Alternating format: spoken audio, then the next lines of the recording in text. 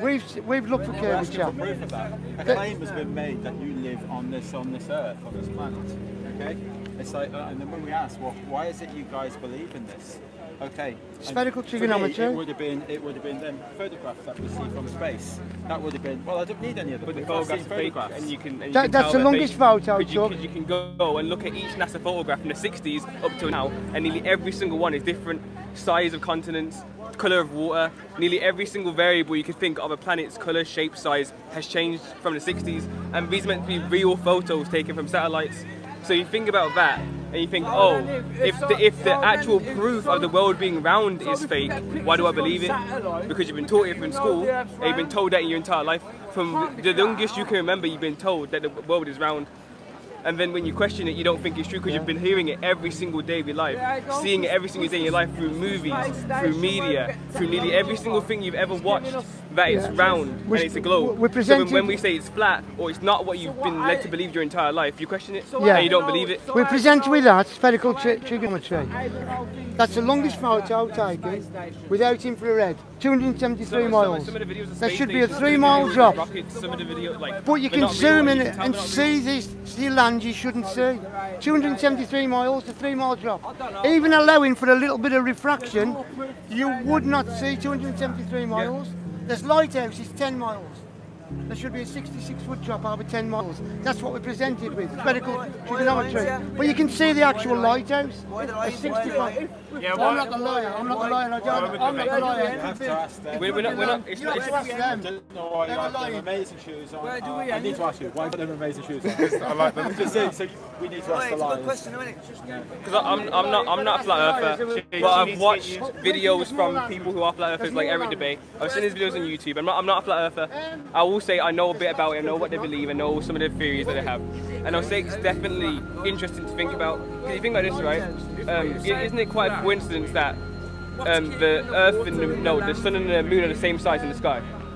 Even though they're meant to be, one's meant to be massive and one's meant to be tiny. One's really close and one's really far away. Coincidentally, the distance is the same amount as how big and far they are. So I can't remember what the exact number is, but it's either 400 times or 400 times smaller.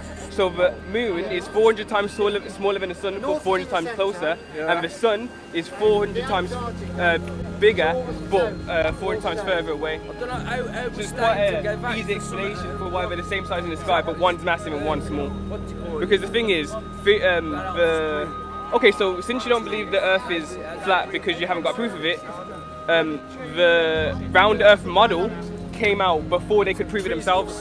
The flat Earth model came out about 500 years ago, before they could go into space, before they could see it, and it was made by people who worship the sun, Jesuits. So when you have someone who worships the sun making the model for the our solar system, the sun's in the middle. So as you can see, there might be a bit of bias here. So when they worship the sun, they could say, oh, we're not in the middle, the sun's in the middle. Because if the Earth's flat, that means the universe and everything else revolves around us, which would mean we're special. Because if everything doesn't revolve around us, think about that. If everything doesn't revolve around us, we're not special whatsoever. Exactly, and that's one reason why they perpetuate the global model. Because if nothing means anything, they could say anything they want. Nothing means anything. Like let's say there was a flat Earth.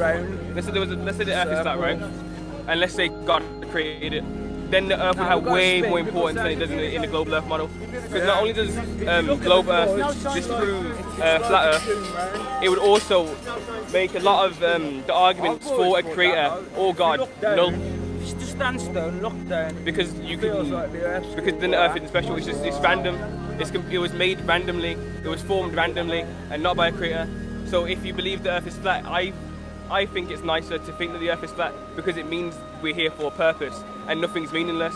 We're not a meaningless speck in the middle of nowhere flying around millions and millions of miles per hour around the sun that means nothing. We actually mean something if the Earth's flat. But if it was flat, would people fall off? No, because, well, and again, this is the thing, a lot of people when it comes to this stuff think they want to know everything. You don't have to know everything to believe something. Like the flat Earth model, it can't be proven. One reason it can't be proven because science won't let it be proven. Simple as. So that model right there actually is used by the United Nations. If you go in the United Nations and look at their flag, that model will come up. Why isn't there a globe? You can go on, I'm not joking, you can go on the internet right now, search United Nations flag, and you'll see that logo. Not a globe, not any other structure. This one right here, the one in the middle. But the leave Antarctica it off. What they believe is that the seat is, so the world's a disc, and that Antarctica is a ring going around it, and then everything else in the middle, which is also why you can't go to Antarctica on your own. You can't just go and have a flight to Antarctica and have a nice trip. You have to go guided by scientists or guided by other people, or it has to be very controlled. So you can't just go to Antarctica, which is another question. Not only that, there's a treaty that has made it so that, I can't remember how many countries, but quite a few big, powerful countries in the world control Antarctica. Like literally, they kind of own it, because there's stuff there that they don't want to see. So imagine if one of those things was, let's say, the edge of the Earth. That'd be one of them.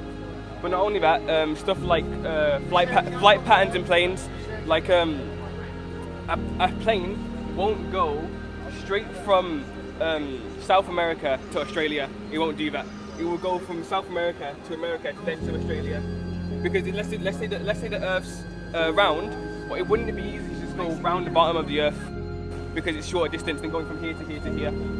But if the Earth is flat, it isn't, because you've got to go all the way around the bottom of the Earth, or about the bottom of the circumference of the Earth. Makes more sense on a flat Earth. Because if you literally go, if you go on the internet, You have to think about fuel as well, right? yeah, but obviously, yeah, that's what I'm saying. So why does it make sense that? But the thing is, if from here to here, on the global Earth map, is the same distance from there to there, but it just don't go that direction. Nobody's ever circumnavigated north, south, north. Yeah, and I don't think there's Every ever day been people go east, west, west, east, every day. Nobody's ever gone straight around the north, globe. south, north.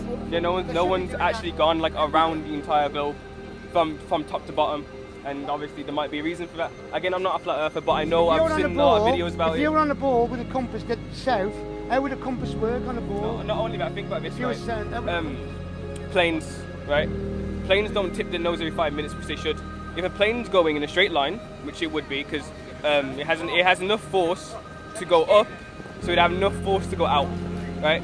If a plane is going basically straight, right, it would have to tip its nose very often. Like a plane never tips its nose once during a flight. And not only that, if the Earth was... it can go down without tipping its nose. Well, I'm very confused. So you're telling me the Earth's flat? I'm saying there's another... I'm saying you should question the integrity of the government and the school system you've been living in. He's not saying that. He's just getting you to question it.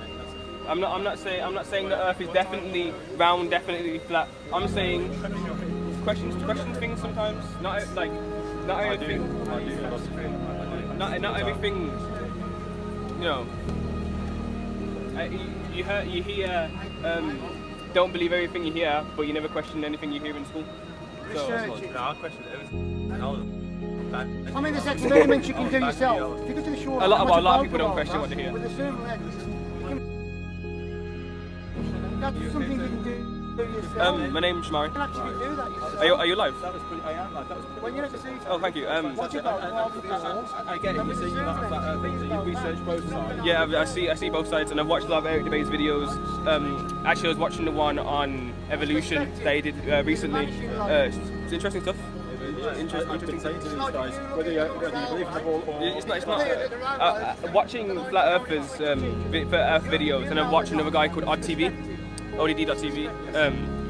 It's less about trying to get someone to believe something. It's more getting to question what we live in. Because again, if let's say the Earth is flat, that would cause a lot of questions for other things as well.